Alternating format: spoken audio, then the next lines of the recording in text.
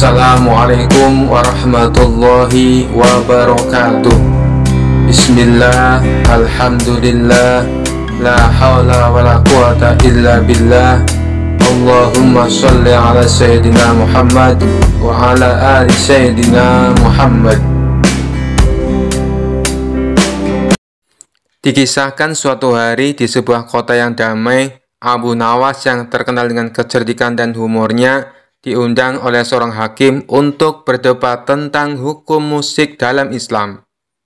Banyak orang berkumpul di alun-alun kota untuk menyaksikan debat tersebut, karena mereka tahu bahwa Abu Nawas pasti akan memberikan jawaban yang tidak hanya bijak tetapi juga menghibur.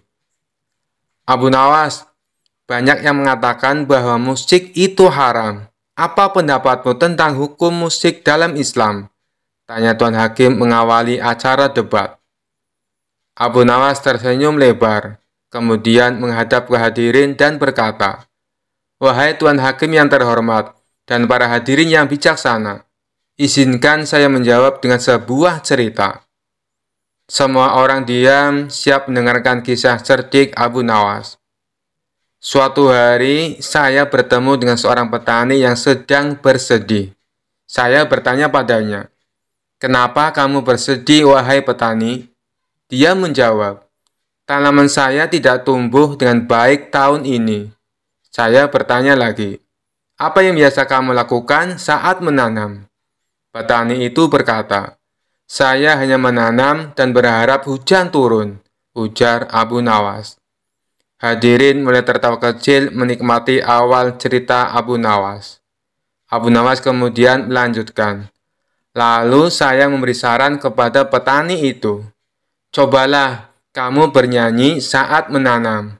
Mungkin tanamanmu butuh sedikit hiburan." Petani itu tertawa dan berkata, "Bagaimana mungkin bernyanyi bisa membantu tanaman tumbuh?" Saya jawab, "Kamu tidak pernah tahu sampai kamu mencobanya." Tuan Hakim tersenyum dan berkata, "Lalu, apa yang terjadi setelah itu, Abu Nawas?" Beberapa bulan kemudian, petani itu kembali dengan senyum lebar di wajahnya. Dia pun berkata, "Abu Nawas, kamu benar. Setelah saya bernyanyi saat menanam, tanaman saya tumbuh subur dan panen saya melimpah." Saya tertawa dan berkata, "Mungkin tanamanmu suka dengan suara merdumu," terang Abu Nawas. Seluruh hadirin tertawa terbahak-bahak mendengar kisah lucu Abu Nawas. Abu Nawas kemudian melanjutkan lagi, "Jadi, wahai Tuan Hakim yang bijaksana, musik itu seperti bernyanyi untuk tanaman. Jika digunakan dengan cara yang baik, musik bisa membawa kebahagiaan dan ketenangan. Namun, jika digunakan dengan cara yang buruk, bisa membawa keburukan. Intinya bukan pada musiknya, tapi bagaimana kita menggunakannya." Tuan Hakim mengangguk-angguk, menyadari kebijaksanaan di balik humor Abu Nawas. Seorang hadirin bertanya, "Jadi Abu Nawas, apakah musik itu haram atau halal?" Abu Nawas tertawa kecil dan menjawab, "Itu tergantung pada niat dan cara kita menggunakannya. Jika musik digunakan untuk kebaikan, untuk menghibur dan menenangkan hati, maka itu baik. Tapi jika digunakan untuk hal-hal yang buruk, maka itu bisa menjadi buruk. Ingat, yang paling penting adalah niat kita." Seluruh hadirin bertepuk tangan meriah, menyadari pesan bijak di balik cerita lucu Abu Nawas. Tuan Hakim akhirnya berkata, "Abu Nawas, kamu memang luar biasa. Terima kasih telah memberikan penjelasan yang begitu bijak dan menghibur." Suatu hari ada seorang pencuri yang sangat lihai di kota tersebut, sehingga sering membuat cemas dan gusar penduduknya. Berbagai cara telah ditempuh untuk dapat menangkapnya, namun hasilnya selalu nihil. Tak ada hasil sama sekali. Sang pencuri tetap saja tidak dapat ditemukan. Tentu saja hal ini semakin membuat khawatir penduduk di sana. Sampai suatu ketika ada salah satu saudagar kaya yang mengadakan sayembara untuk menangkap pencuri tersebut. Sebelumnya, saudagar tersebut telah kehilangan hartanya akibat dicuri. Saudagar itu berjanji akan memberikan seluruh harta yang telah dicuri darinya bagi siapa saja yang berhasil menemukan pencurinya. Sebab saudagar itu merasa penasaran sebenarnya siapa pencuri yang begitu lihai mencuri di kota tersebut. Begitu seminar ini diumumkan, tentu saja sangat banyak penduduk yang ikut berpartisipasi. Bagaimana tidak, hadiah yang ditawarkan begitu menarik perhatian mereka. Namun, apa yang terjadi? Tetap saja tidak ada yang mampu menangkap pencuri itu.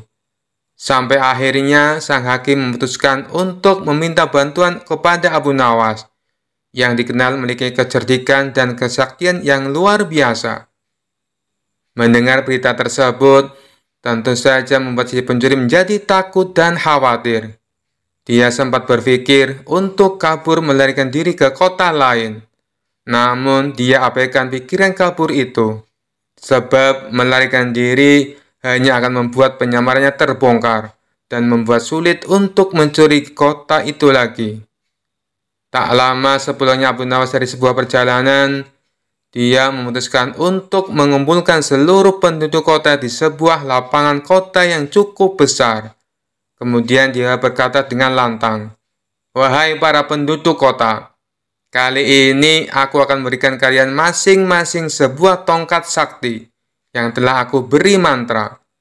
Tongkat ini harus kalian kembalikan kepadaku besok pagi di pengadilan kota. Ketahuilah bahwa tongkat ini akan bertambah panjang 1 jari kelingking ketika dipegang oleh pencuri. Dan bagi yang tongkatnya berubah bertambah panjang 1 kelingking, maka dia akan mengalami kejadian seperti itu." Abu Nawas kemudian mengangkat tongkatnya dan mengarahkannya ke sebuah pohon kelapa besar di belakangnya. Duar! Tiba-tiba pohon kelapa itu meledak dan buah kelapa jatuh berguguran. Penduduk kota yang hadir pun merasa takjub dengan apa yang telah mereka saksikan. Mereka mengira telah melihat kejadian luar biasa yang dilakukan oleh Abu Nawas. Tanpa mereka sadari bahwa pohon kelapa itu sebenarnya telah ditaburi bubuk misiu peledak oleh istri Abu Nawas. Dan ketika mendapat isyarat dari Abu Nawas, secara diam-diam istri Abu Nawas menyalakan api ke arah sumber misiu untuk meledakkannya. Hal ini tentu saja membuat hati pencuri menjadi semakin takut dan panik. Dia terus saja mencurahkan pikirannya agar bisa lolos dari pengujian besok hari. Sampai akhirnya, sebelum tidur, dia menemukan cara yang jitu. Dia berpikir bagaimana caranya agar tongkat itu tidak bertambah panjang ketika dia pegang besok hari. Dia memutuskan untuk memotong tongkatnya sepanjang 1 jari kelingking, agar ketika esok hari tongkat tersebut bertambah panjang, akan tetap sama ukurannya dengan tongkat yang lain. Dengan demikian, si pencuri dapat bernafas dengan lega, sebab dia berpikir telah menemukan cara tepat untuk mengelabui Abu Nawas. Pada pagi harinya, satu persatu penduduk menyerahkan tongkat mereka untuk diperiksa panjangnya oleh Abu Nawas. Tentu saja itu bukan menjadi masalah besar lagi, pikir si pencuri. Dengan tenang dia menyerahkan tongkatnya kepada Abu Nawas. Kemudian setelah menyerahkannya, dengan percaya diri dan senyum yang mengembang di wajahnya, dia pun pergi. Namun apa yang terjadi? Abu Nawas seketika menyuruh penjaga untuk menangkapnya. Abu Nawas tahu bahwa orang itu adalah pencurinya, karena tongkatnya berkurang panjangnya sepanjang 1 kelingking. Tentu saja itu adalah trik cerdik yang Abu Nawas lakukan untuk menjebak si pencuri. Bagaimana bisa membuat tongkat bertambah panjang ketika dipegang oleh si pencuri? Tidak mungkin kan? Itu hanya sebuah trik yang Abu Nawas gunakan. Si pencuri pun akhirnya diadili dan dihukum sesuai dengan peraturan yang ada. Abu Nawas yang cerdik berhak mendapatkan seluruh barang curian tersebut. Namun karena kebijaksanaannya, Abu Nawas menyerahkan sebagian harta curian itu kepada keluarga si pencuri, dan sebagian lagi dia gunakan untuk dirinya dan untuk dibagikan juga kepada orang yang membutuhkan di sekitarnya. Kisah ini berawal ketika baginda raja baru pulang dari negeri seberang. Ia pun menceritakan pengalamannya selama tinggal di sana, termasuk mengenai seorang pengawal pribadi raja negeri seberang yang terkenal sakti. Si pengawal tersebut bisa muncul tiba-tiba tanpa diketahui dari mana ia datang. Mendengar cerita baginda raja, sang menteri pun merasa takjub. Maksud Paduka, pengawal itu bisa muncul tiba-tiba? Tanya sang menteri merasa heran. Benar wahai menteriku, saat itu saya sedang duduk dengan raja negeri seberang. Tapi di samping kanan kirinya tak ada seorang pun pengawal. Lalu saya coba tanya kepadanya, kenapa pengawalmu tidak mendampingi? Dia malah tersenyum. Kemudian dia teriak memanggil pengawalnya. Tiba-tiba di hadapan kami sudah berdiri seorang pengawal, yang entah datangnya dari mana, kata baginda raja menjelaskan. Bisa jadi pengawal tersebut sebenarnya adalah jin Paduka, timpal sang menteri. Mungkin juga bisa jadi dia adalah jin, balas baginda raja. Setelah mendengar cerita tersebut, sang menteri muncul ide akan sebuah tantangan. Kemudian ia mengungkapkan idenya tersebut kepada baginda raja.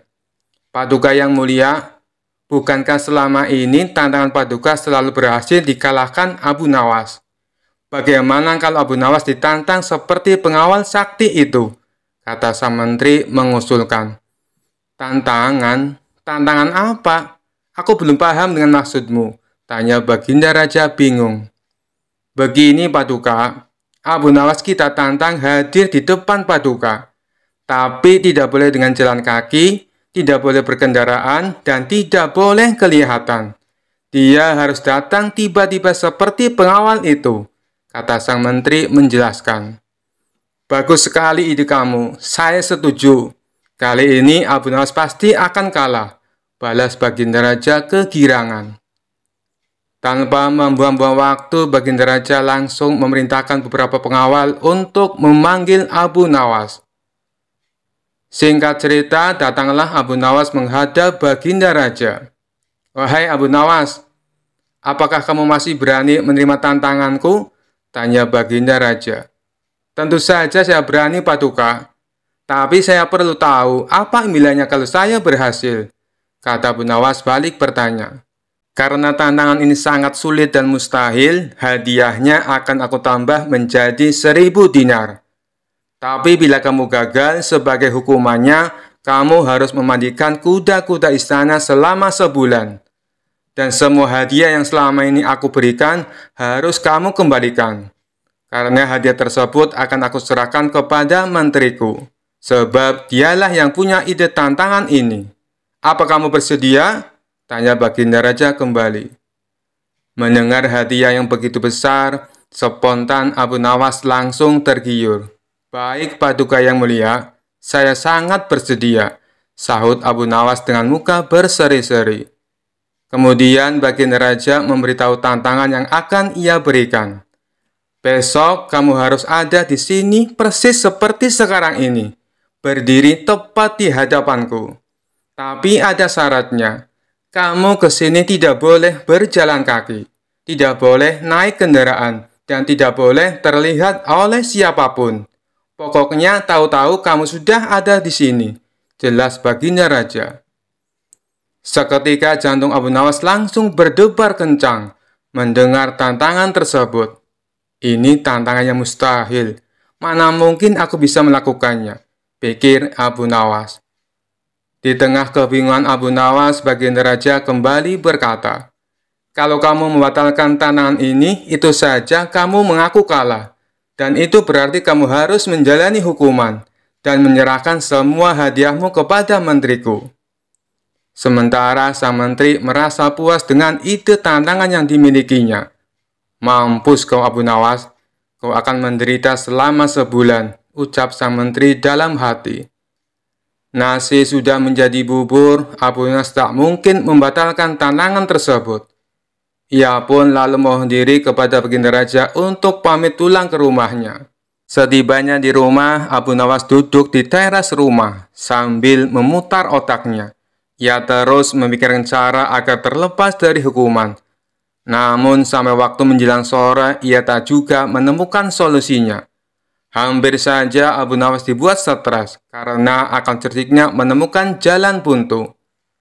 Saat ia tengah termenung, salah seorang tetangganya lewat di depan rumah Abu Nawas dengan memanggul karung yang besar. Iseng-iseng Abu Nawas bertanya kepadanya, "Wahai kawan, apa yang kau bawa itu?" Tetangganya menjawab, "Kambing Abu Nawas." "Kambing? Kenapa tidak dituntun saja? Itu akan meringankan pekerjaanmu," kata Abu Nawas menyarankan. "Saya sengaja Abu Nawas, biar orang-orang tidak tahu," balas tetangganya. Dari situlah akhirnya Abu Nawas menemukan solusi atas tantangan Baginda Raja. Kemudian Abu Nawas pergi menemui menteri yang punya ide tantangan tersebut. "Tuan Menteri, sepertinya besok saya akan dihukum. Tapi bolehkah saya minta tolong?" pinta Abu Nawas. "Minta tolong apa?" tanya sang menteri. "Besok ambillah karung yang ada di rumahku dan bawalah ke hadapan Baginda Raja," ucap Abu Nawas. "Apa isi karung itu?" tanya sang menteri kembali. "Isinya semua hadiah dari Baginda Raja. Selama ini aku kumpulkan di dalam karung tersebut. Bukankah nantinya juga akan jadi milikmu?" ujar Abu Nawas. "Oh, baiklah Abu Nawas, saya siap," balas sang menteri. Esok paginya sang menteri menuju rumah Abu Nawas. Sesampainya di sana, ia hanya menjumpai istrinya. "Mana Abu Nawas?" tanya sang menteri. "Abu Nawas sudah berangkat ke istana," jawab istri Abu Nawas. Kemudian istri Abu Nawas menunjukkan karung yang akan dibawa oleh Tuan Menteri. Dengan hati gembira, sang menteri memanggulkan tersebut sampai ke istana. Meskipun terik matahari sangat panas tak membuat sang menteri merasa letih, karena rasa letihnya terobati dengan hadiah yang akan ia dapatkan. Setelah sang menteri tiba di istana, ia pun segera menghadap Baginda Raja. "Apa yang kau bawa itu? Dan mana Abu Nawas?" tanya Baginda Raja. "Bukannya Abu Nawas sudah ke sini?" kata istrinya. "Ia sudah berangkat dari pagi Paduka.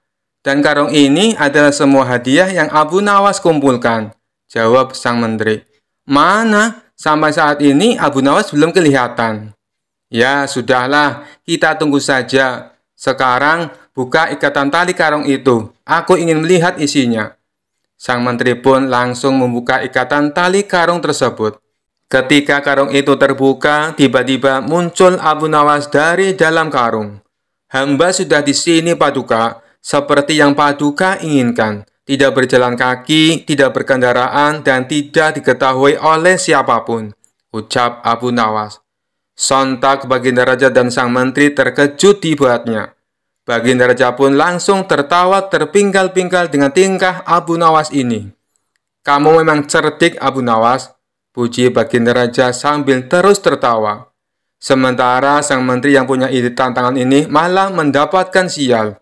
Ia bukan hanya gagal mendapatkan hadiah, tapi tanpa ia sadari, ia malah membantu Abu Nawas dalam menjalankan tantangannya. Dikisahkan pada saat itu Harun al-Rasyid menunjuk kawannya untuk menjabat sebagai gubernur di kota Abu Nawas tinggal. Namun sayangnya orang yang ditunjuk ini menyalahgunakan jabatannya. Dengan sewenang-wenang dia memerintahkan para prajurit untuk menangkap para sastrawan yang dianggap pintar.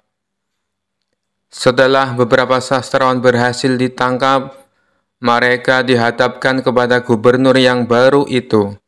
Satu persatu di antara mereka ditanya oleh sang gubernur, "Menurutmu, saya gubernur yang adil atau zalim?" tanya sang gubernur. "Anda adalah gubernur yang zalim," jawab sastrawan yang pertama. Sang gubernur terperanjat dengan jawaban tersebut. "Apa alasanmu?" tanya sang gubernur. "Karena Anda telah menangkap kami tanpa sebab," jawab sastrawan pertama. "Prajurit, masukkan dia ke dalam penjara. Besok dia harus dihukum mati," pinta sang gubernur. Sastrawan berikutnya dipanggil dan diberi pertanyaan yang serupa. "Menurutmu, saya gubernur yang adil atau zalim?" Tanya sang gubernur. Tuanku adalah gubernur yang adil, jawab sastrawan yang kedua. Apa alasanmu? Tanya sang gubernur kembali. Karena tuanku sangat memperhatikan rakyatnya, jawab sastrawan tersebut. Kamu pembohong, prajurit, masukkan dia ke dalam penjara. Besok dia harus dihukum mati, kata sang gubernur. Begitulah seterusnya, apabila dijawab adil ataupun zalim, sang gubernur tetap memberikan hukuman mati pada para sastrawan. Kemudian beberapa sastrawan yang belum tertangkap mendatangi rumah Abu Nawas. Tolonglah kami Abu Nawas, beberapa kawan kita dijatuhi hukuman mati, kata mereka penuh khawatir. Abu Nawas terkejut mendengarnya. Kenapa gubernur melakukan hal itu? Bagaimana ceritanya? Tanya Abu Nawas heran. Kami sendiri tidak tahu Abu Nawas. Tanpa sebab, gubernur yang baru menangkapi para sastrawan di kota kita. Lalu mereka ditanya satu persatu, apakah dia gubernur yang adil atau zalim? Bila jawabannya zalim, akan dihukum mati. Bila jawabannya adil, juga tetap akan dihukum mati, kata mereka menjelaskan. Pasti gubernur sakit, dia sudah tidak waras, ucap Abu Nawas. Itulah kenapa kita ke sini Abu Nawas. Kita mendatangimu agar kau menyelamatkan kawan-kawan kita, sebab rencananya besok kawan-kawan kita akan dihukum mati, tutur mereka. Baiklah, aku akan ke istana gubernur sekarang juga. Kalian pulanglah, ucap Abu Nawas. Maka berangkatlah Abu Nawas ke istana.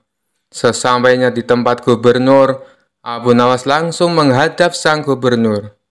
Melihat kehadiran Abu Nawas, sang gubernur langsung emosi. Ngapain kau datang ke istanaku? Tanya sang gubernur. Saya mendengar kabar Anda menyuruh beberapa prajurit untuk menangkapi para sastrawan pintar di kota ini. Tapi kenapa aku tidak ditangkap? Saya sangat tersinggung, jawab Abu Nawas. Oh, jadi kamu menganggap dirimu bagian dari mereka? Tanya sang gubernur. Tentu saja, masyarakat di kota ini tahu siapa aku. Aku adalah sastrawan terpandai di kota ini, balas Abu Nawas. Baiklah, Algojo, tangkap Abu Nawas dan penggal lehernya, perintah sang gubernur. Tunggu dulu, sebelum leherku dipenggal, perintahkan Algojomu agar jangan sampai merusak rambutku, sebab aku baru saja keluar dari tukang cukur, sahut Abu Nawas. Mendengar itu, sang gubernur langsung tertawa terpingkal-pingkal. Itulah jiwa kesatria yang aku kagumi darimu. Aku mengampunimu Abu Nawas, kata sang gubernur. Bolehkah aku meminta satu permintaan? Tanya Abu Nawas. Apa permintaanmu? Katakan saja, jawab sang gubernur. Saya juga minta pengampunan untuk kawan-kawanku, pinta Abu Nawas. Sejenak sang gubernur terdiam. Aku akan mengabulkan permintaanmu, tapi ada syaratnya. Kamu harus bisa menjawab 3 pertanyaanku, ujar sang gubernur. Baik Tuan, saya siap menjawabnya, sahut Abu Nawas. Menurutmu, aku gubernur yang adil atau zalim? Tanya sang gubernur. Tuan bukan gubernur yang adil, bukan pula gubernur yang zalim. Orang-orang yang zalim itu adalah kita. Sedangkan Tuan adalah pedang keadilan yang membalas kezaliman, jawab Abu Nawas. Luar biasa, jawabanmu sungguh menakjubkan Abu Nawas. Sekarang pertanyaan yang kedua, mana yang lebih bermanfaat, matahari atau bulan? Tanya sang gubernur. Matahari terbit di siang hari bersamaan dengan terangnya dunia. Maka menurutku matahari kurang bermanfaat. Sementara bulan terbit di waktu malam yang menerangi dunia dan menjadikannya seperti siang. Maka menurutku manfaat bulan lebih besar, jawab Abu Nawas. Sang gubernur pun tertawa dengan jawaban Abu Nawas. meskipun nyeleneh tapi masuk akal. Baiklah Abu Nawas, sekarang pertanyaan yang terakhir. Menurutmu warna angin itu apa? Tanya sang gubernur. Warna angin itu merah, Tuan, jawab Abu Nawas enteng. Apa alasanmu? Tanya sang gubernur kembali. Kalau kita masuk angin, lalu badan kita dikerok, pasti akan muncul warna merah pada tubuh kita. Itu menunjukkan kalau anginnya sedang keluar. Berarti warna angin itu adalah merah, jawab Abu Nawas. Untuk kedua kalinya sang gubernur dibuatnya tertawa terpingkal-pingkal. Kamu memang cerdik Abu Nawas. Kamu mendapatkan apa yang kau inginkan. Ternyata apa yang dikatakan Baginda Raja tentangmu memang benar Abu Nawas, tutur sang gubernur. Abu Nawas spontan kaget mendengar nama Baginda Raja disebut. Maksudnya Tuan bagaimana? Tanya Abu Nawas penasaran. Sebelum aku ditugaskan kemari, Baginda Raja memberitahu saya kalau di kota ini banyak sastrawan pintar, dan di antara sastrawan yang paling cerdik adalah kamu. Saya berniat memanggil mereka untuk saya kasih hadiah, tapi sebelumnya saya ingin mengerjai mereka dulu. Ternyata kamu malah datang untuk membantu mereka, dan ini adalah suatu kesempatan bagi saya untuk menguji kecerdasanmu, jelas sang gubernur. Jadi, hukuman mati yang Tuhan berikan hanya pura-pura? Tanya Abu Nawas kaget. Benar Abu Nawas, saya hanya ingin mengerjai mereka sebelum aku memberikan hadiah kepada mereka, jawab sang gubernur. Abu Nawas pun terdiam sejenak. Kurang ajar, ternyata aku masuk ke dalam perangkapnya. Tunggu saja pembalasanku nanti, ucap Abu Nawas dalam hati. Dikisahkan Abu Nawas sedang memberikan nasihat kepada murid-muridnya tentang bahayanya perempuan dan laki-laki berduaan yang bukan muhrimnya. Karena hal itu bisa menimbulkan perbuatan maksiat. Sebab manakala perempuan dan laki-laki berduaan, orang yang ketiganya adalah setan. Kalian tahu kan siapa itu setan? Tanya Abu Nawas. Tahu Tuan Guru, setan adalah musuh manusia, jawab murid-muridnya. Kemudian salah satu muridnya bertanya, Tuan Guru, apakah kita boleh memukul setan? Dia kan musuhnya manusia. Dengan tersenyum Abu Nawas membalas, boleh, kalian boleh memukul setan. Bahkan bila perlu pakai tongkat kayu, jawab Abu Nawas. Tidak berapa lama kemudian, Abu Nawas kedatangan tamu seorang wanita dan laki-laki.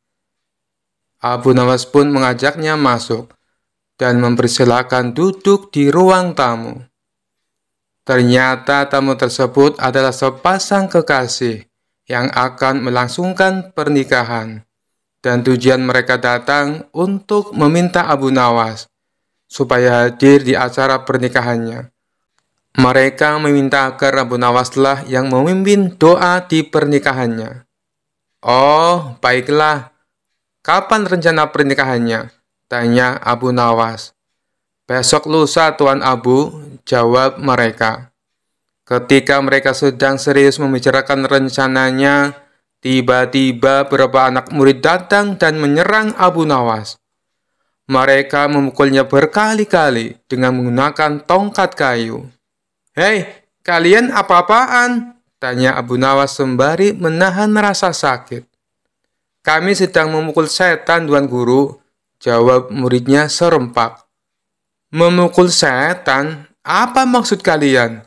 Tanya Abu Nawas keheranan. Bukankah tadi Tuan Guru bilang, bila ada seorang wanita dan laki-laki berduaan, maka orang yang ketiga adalah setan.